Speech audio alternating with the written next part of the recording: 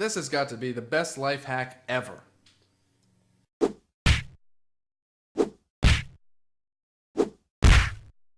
Welcome to 3 Things You Can Use, where Maddie and I decode self-improvement and entrepreneurship through books, 3 things at a time. If you want to improve your life and your business through books with us, subscribe. This week's book is The 5-Second Rule, Transform Your Life, Work, and Confidence with Everyday Courage by Mel Robbins. The 5-second rule is oh so simple, but it has oh so much impact. From activation energy, locus of control, starting rituals, metacognition, progress psychology, and about 4 other buzzwords, this rule will have you reeling in excitement for your new lifestyle.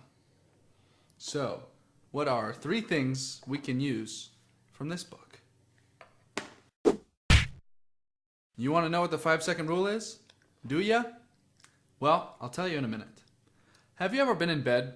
It's early and you've got to get up for your super important day, but you just can't get up?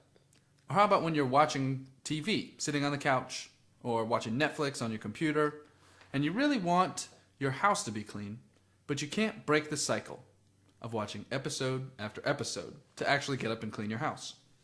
Well, if you've been in these situations, or ones similar, then the 5-second rule is going to light you up. What is the 5-second rule? It's a countdown. 5, 4, 3, 2, 1. A 5-second countdown. Wait, don't leave. This really works, seriously. As soon as you get an instinct to do something good for you, count down from 5, in your head or out loud, and physically move. This interrupts your rationalization. Oh, tomorrow will be a better day for this. It interrupts your habit loops. I'll do it after this episode. And it gets you out of your head and gets you into action. And you know what else it does? Lights, camera, sit and think. The 5-second rule pits acting on a split decision against sitting and deliberating. The prize, fulfillment. Guess which one wins? When you choose to sit and think about whether or not to get out of bed, your best interests are not going to prevail. Choosing to sit and think is choosing to let your feelings be the deciders.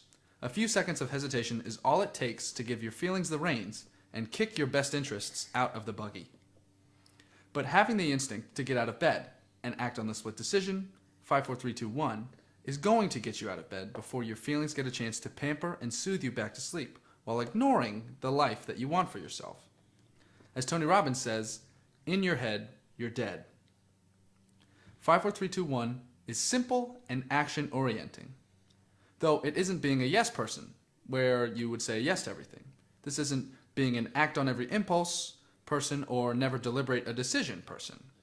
In order to avoid this, this follows a simple rule.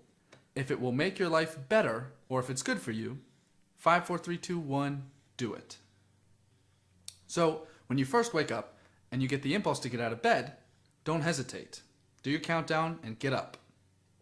Or when you see the CEO and you really want to talk to them, as soon as you get that impulse, 5, 4, 3, 2, 1, and go talk to them. The psychology of this rule is really surprising. It's just stacked with psychological tricks and benefits, and it's only a simple little countdown. Starting with the countdown element of it, you have to count down because you aren't left with anything else but what you've decided to do when you reach 0. Counting up to 5 just makes you want to say 6. The 5-second rule is also known in habit psychology as a starting ritual. Habits are made up of cues, routines, and rewards. 5, 4, 3, 2, 1 stands in as a cue, aka a starting ritual for good habits. You can start your new habit of running by counting down from 5 and then putting on your running gear. It also helps you to break the barrier of starting an activity. Have you ever noticed that it's much easier to clean your house once you've already started cleaning than it is to get you off your butt and begin? This is like in physics. To get something to move, it takes more initially than it does to sustain the movement.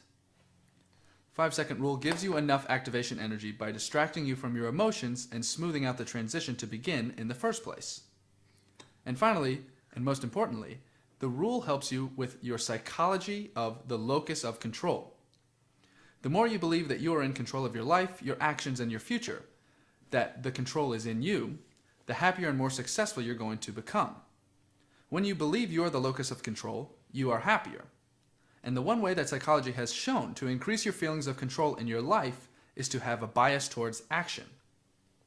Acting, as opposed to choosing to stay in bed or to keep watching TV or to put your head down and avoid the CEO, acting is what fills the bucket of control.